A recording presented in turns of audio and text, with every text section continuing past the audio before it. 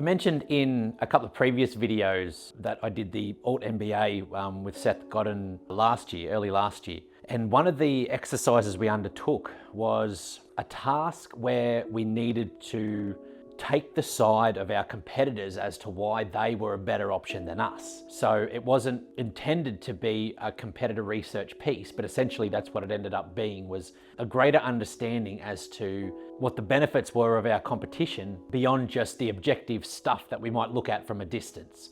You know, whether that's greater market share, greater brand presence, more products, cheaper prices, whatever it is. And what made this task so interesting was that we needed to take the perspective of the customer, not from the perspective of the competing business. So we needed to try to get inside the minds of what a customer is thinking when they're choosing a competitor over us. You know, firstly, have they even seen us? Do they even know if we're around? And if they do, what are they looking at? What are they determining that's making the choice for them to go with somebody else? Now, what we know from most market research that's been conducted forever is that the majority of buying choices are made from an emotional perspective. Even if we try to rationalize them by associating costs or practicality or whatever with them, fundamentally it probably comes down to more of an emotional trigger than something practical or objective. And this exercise enabled us to be more emotional about why our competitors are a better option than us, and really empathize with our customers as to why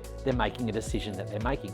And this was a real eye-opener for us at Vandalist, because we're essentially in a commodity market. And marketing agencies, there's 7,000 of them in our suburb alone, let alone the state of the country. So to get a better understanding from a more intrinsic perspective from our customers helped us to get a better understanding, not so much about the problem that they're trying to have solved, but the reason why that problem is such a significant issue for that particular buyer in order to solve.